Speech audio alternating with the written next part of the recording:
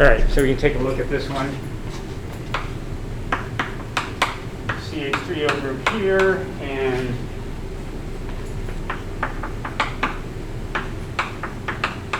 two groups like that.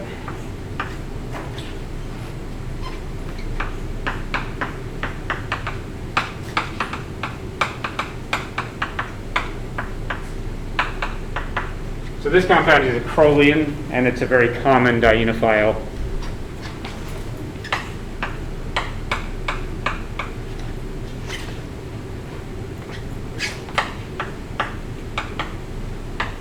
Not really relevant that it's 200 degrees C for 60 minutes, but it is.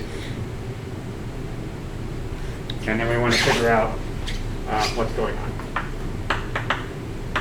So I would start by drawing the hydrogens in here. So we have a Z double bond in this case, and we have a Z double bond in this case, right? Because the methoxy outranks the carbon in this street. So both of those are Z. One of these methyl groups is in and the other one is out. So we know that they're going to end up trans in the product.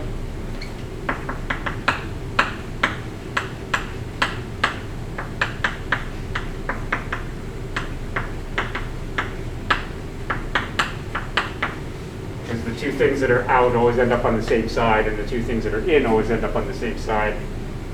We have an electron donor here by resonance.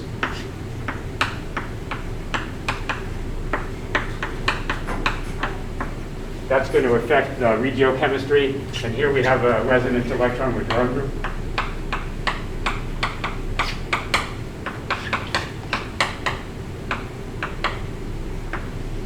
And we are going to want those to be in a 1,4 relationship in the product.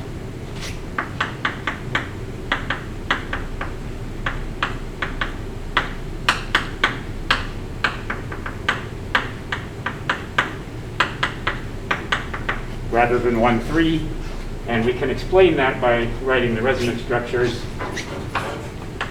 where we put the positive charge on the oxygen and have a negative charge here.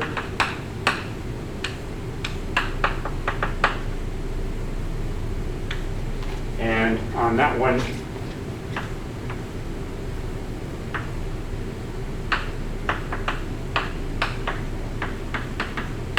positive charge there, and a negative charge out there.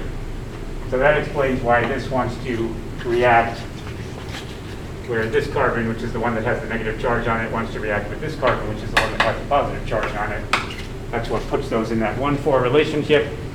And you'll notice that I drew this in the endo position.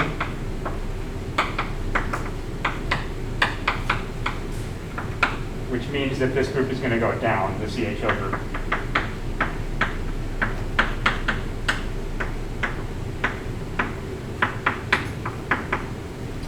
So if I wanted to show the rest of the mechanism for this, right, I'd show this carbon-carbon bond forming, and then I would show this pair of electrons coming in from the oxygen, pushing this over to form the other new carbon-carbon bond, returning the electrons to the oxygen. That's going to make a transition state that looks like this. The new carbon-carbon bonds that are forming. And we've got a partial pi bond there that was breaking in that process. And we've got our CH3O group on here. And our CHO group is here. Methyl group here. The other methyl group here.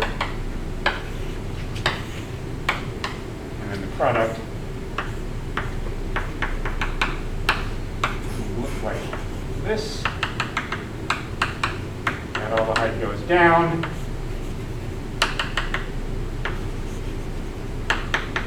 And we have to decide where the methyl groups are. And for that, we really need the orbital diagram. So we need to show it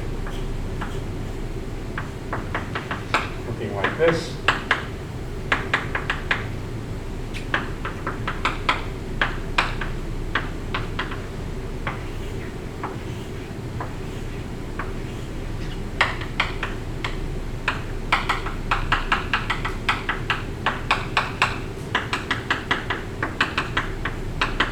So pi 2 is the HOMO orbital, and this is a normal Diels-Alder reaction because we have electron donors on the diene, and we have the electron withdrawing loop on the dienophile. So it's the HOMO on the diene reacting with the LUMO of the dienophile.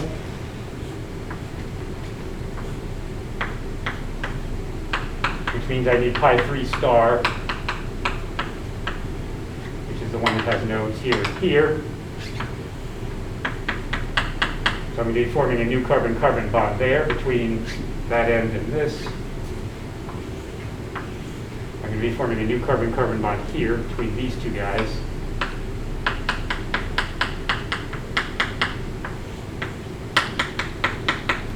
And then the key secondary orbital overlap is between these two orbitals.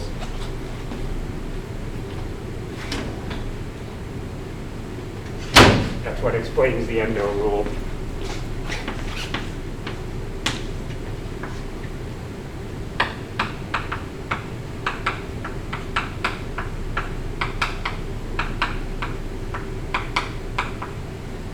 I'm bringing the diene on top of the dienophile. So when this thing rotates to put these two orbitals closer to the diene, that's what's going to make this go down. And then I have to know that it's a disrotatory closure.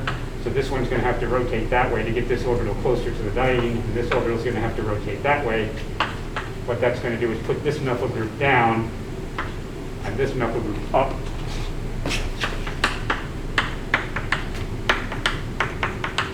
The product will look like that. With the two methyl groups trans to each other, and the methyl group and the aldehyde that are on adjacent carbons will be trans to each other. A 1,4 relationship between this is not, right, that's an sp2 hybridized carbon, so that one's planar, but the aldehyde is down. So the regiochemistry is best explained with the resonance structures.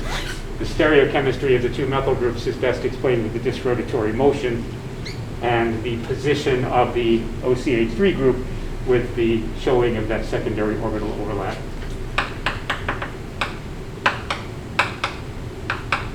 All Diels-Alder reactions are disrotatory because you have to get the two orbitals that are on the end pointing towards the same molecule.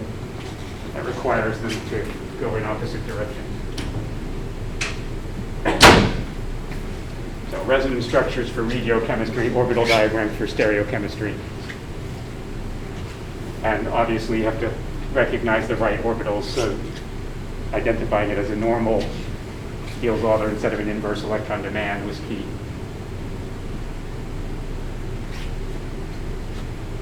Does that cover everything? Hopefully, it should.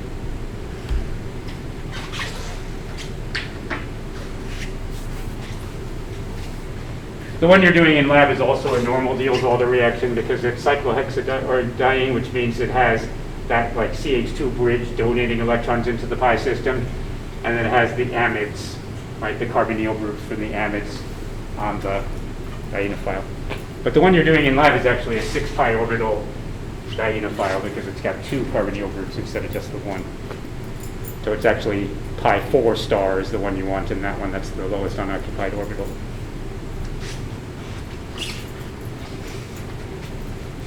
Any others that we didn't cover yet?